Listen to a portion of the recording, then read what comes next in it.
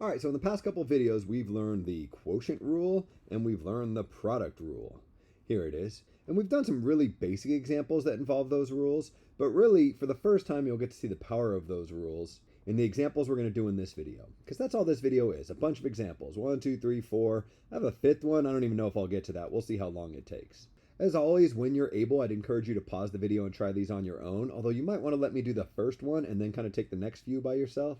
Because I think what you'll see is that the annoying advice that I've been giving you all along about make sure to show extra steps even if you don't think you need to might finally be good advice in this video. Or even if you're at the level where you don't need to show those steps for these examples, you'll at least start to see how showing those steps might be useful in more complicated examples. So anyways, without further ado, suppose we're asked to take the derivative of the log base 2 of x divided by 2 to the x power times x to the fifth power. Eventually, you'll get to the point where you can just look at this and immediately see a product rule inside of a quotient rule. The way I look at it is the thing that we're taking the derivative of is definitely something divided by something else, right? So we're definitely going to be using the quotient rule.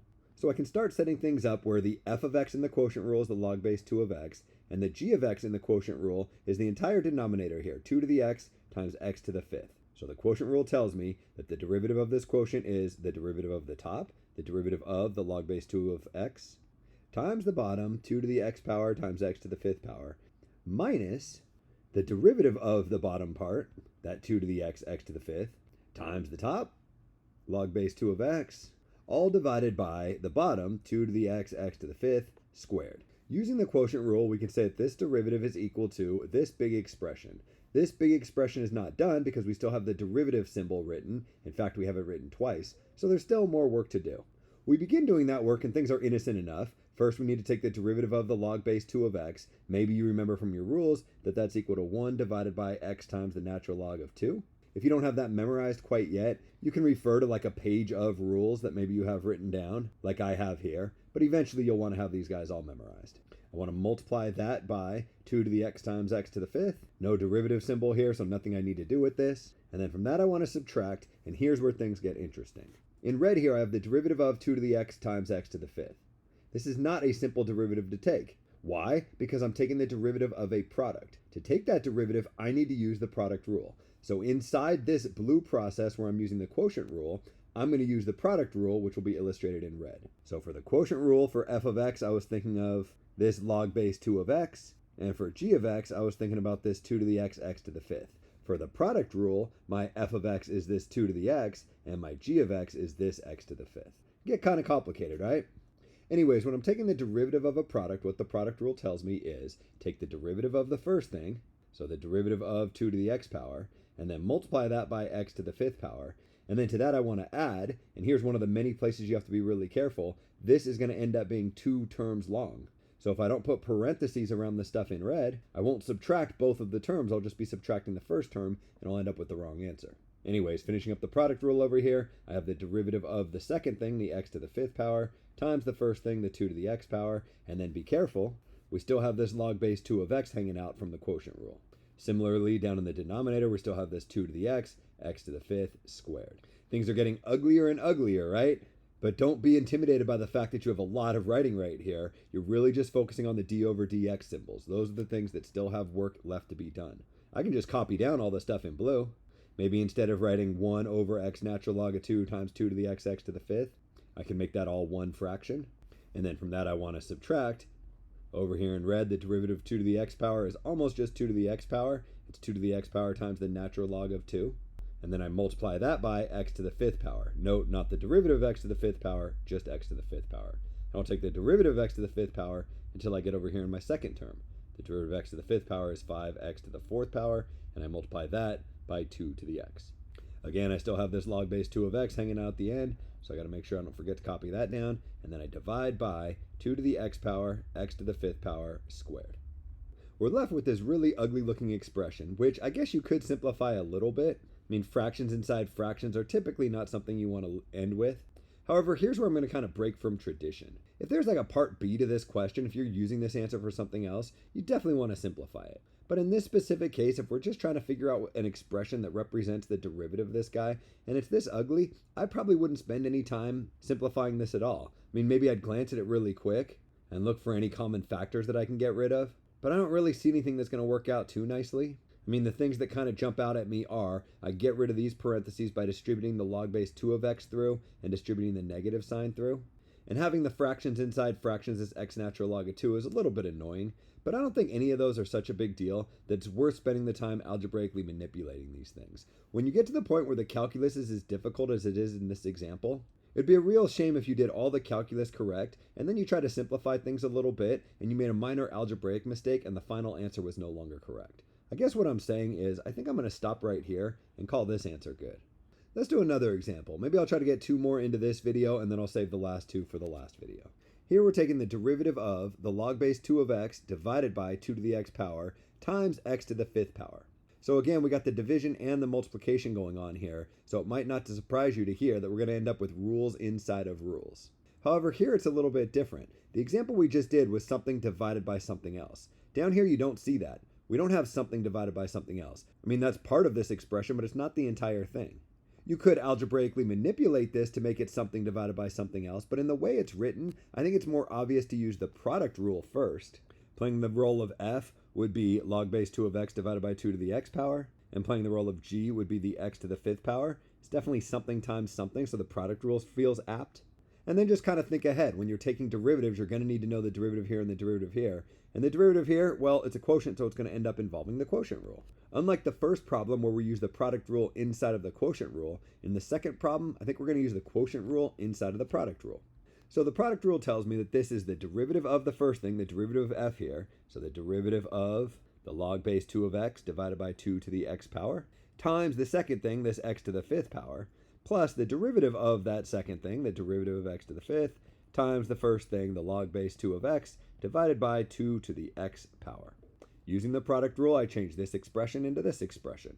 This expression is not done because I still have the derivative symbol written. In fact, it's written twice. Written here kind of innocuously. The derivative of x to the 5th power, that's pretty easy. But over here where it's written, it's going to be a little bit harder. The derivative of the log base 2 of x divided by 2 to the x is not something that's immediate. This is an instance where you're going to want to use the quotient rule, something divided by something. So the quotient rule tells me that this is the derivative of the log base 2 of x times 2 to the x power minus the derivative of that 2 to the x power times the log base 2 of x, all divided by 2 to the x power squared.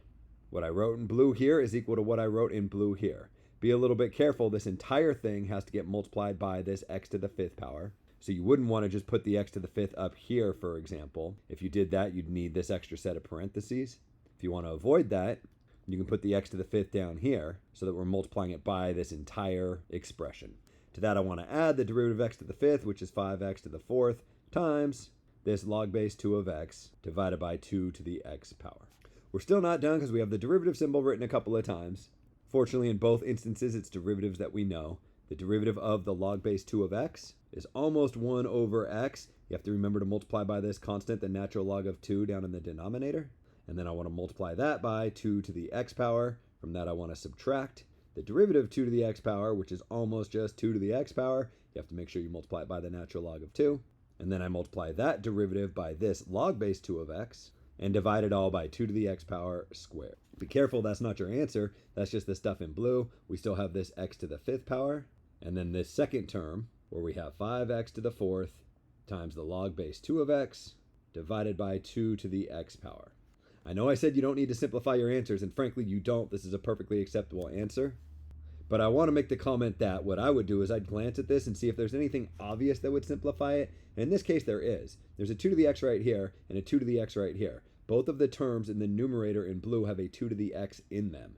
And I have 2 of these 2 to the x's down in the denominator. So I cancel this, and cancel one of these. And I end up with a slightly prettier, I guess, looking answer. This is far from simplified. You could take this x to the 5th and distribute it to these terms. You get rid of the fractions inside fractions. You could look for a common denominator here. In fact, since I can't really help myself, I might even do that. But I want to be clear that you're done with the calculus once you get rid of all the d over dx symbols. You'd be perfectly okay leaving your answer looking like this. And I'd be pretty excited if you took it all the way to this stage. What I'm going to do is take this x to the 5th and distribute it up to both of these terms up in the numerator. So I'd have an x to the 5th on the top here. But I could cancel this x with one of the x's in the x to the 5th, which would leave me x to the 4th divided by the natural log of 2 right here. And then from that I want to subtract the x to the 5th times the natural log of 2 times the log base 2. and then divide the entire thing by 2 to the x power. You might note that I made my division symbol really long. That's because when I look over here, I see that I have a 2 to the x power as the denominator here also. If I multiply these two guys together, thinking about this as 5x to the 4th over 1, what I'm left with is 5x to the 4th times the log base 2 of x divided by 2 to the x power. Then I have a 2 to the x over here and a 2 to the x over here, a common denominator. I could add up those fractions, and I could write my answer this way if I felt like it. Are you done? Yeah, I guess. I mean, you certainly don't have to be done. There's more that you could do. You could recognize that all three terms have at least an x to the 4th in them, so you could bring those x to the 4th out in front if that's something that made you happy. I probably wouldn't, but what I think I would do is I'd multiply the top and the bottom of this fraction by the natural log of 2, because that'll get rid of this fraction inside fraction mess. So if I multiply the top by the natural log of 2, it's got to hit each of these three terms. When it hits the first term, I'm left with x to the 4th power. When it hits the second term, I got x to the 5th times 2 of these natural log of 2's, in other words, the natural log of 2 squared, times the log base 2 of x, plus 5x to the 4th times the log base 2 of x times the natural log of 2. I divide that entire mess by 2 to the x power times the natural log of 2, and I'm left with something that isn't all that much prettier than where I was like 5 minutes ago before I started this simplification process. But this does have a few advantages. I have done some cancellation, and I don't have the fractions inside fractions. I think I would finally call this good as my final answer. But again, you certainly don't need to take it that far. Can I squeeze one more example into this video? I think I can. The derivative of x cubed e to the x squared. Really, maybe I should put parentheses right here to make it clear that we're taking the derivative of this entire thing. This is a problem where you have several options in terms of how you attack it. You can algebraically rewrite this thing if you want as x to the 6th times e to the 2x power. The problem with doing so is e to the 2x power is not something we yet know how to take the derivative of.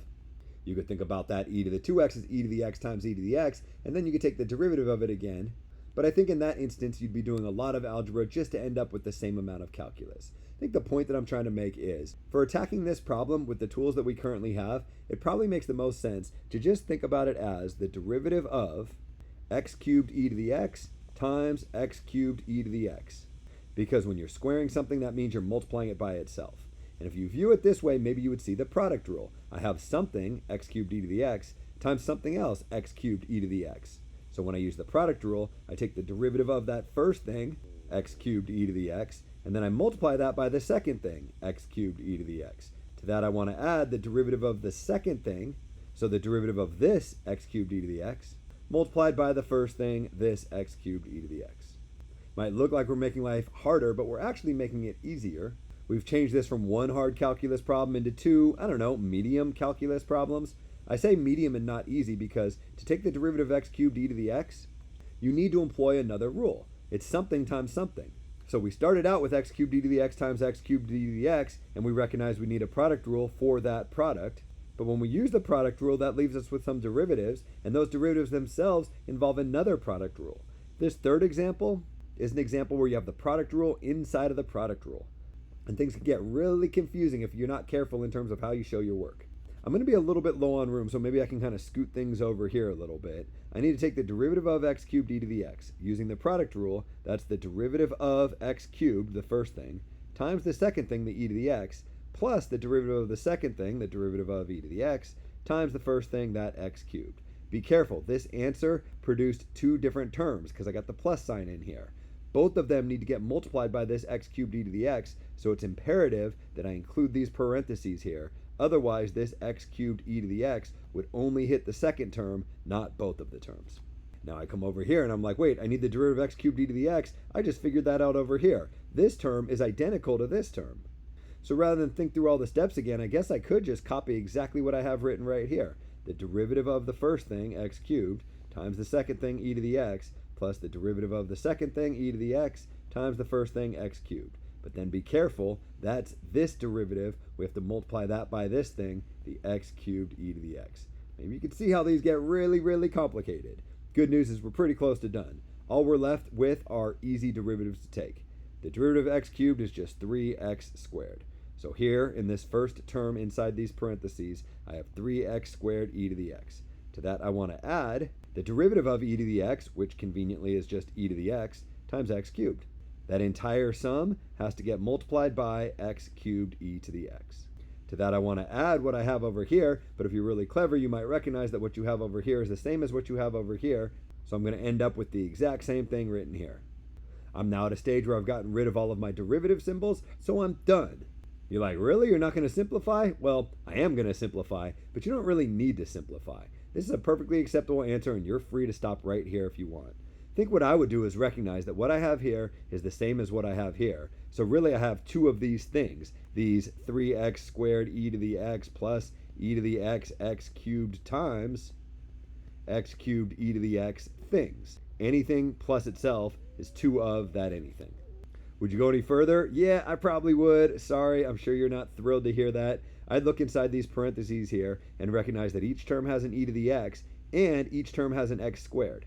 So from this first set of parentheses, I can factor out x squared e to the x, and what that leaves me with would be just a 3 in this term and just an x in this term.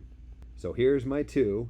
This thing in parentheses I'm rewriting as x squared e to the x times 3 plus x. I still have this last set of parentheses, x cubed e to the x. Note that since it's just a single term, there's no plus or minuses in here. I don't even need the parentheses. In fact, what I have here is just a product of 2 x squared e to the x cubed e to the x, and this 3 plus x thing. So I could rewrite it as 2 times x squared times x cubed is x to the 5th power. E to the x times e to the x is e to the 2x power. And then I have this 3 plus x. No, you don't need to do that. I'm just showing you what I would probably do if I really wanted to simplify this. I'd probably call this my final answer. But this one's 100%, and this one is impressively simplified, and there's really no need to go any further than that. Got a couple more examples, but they involve some kind of different ideas, so I think it makes the most sense to save them for the last video in this section.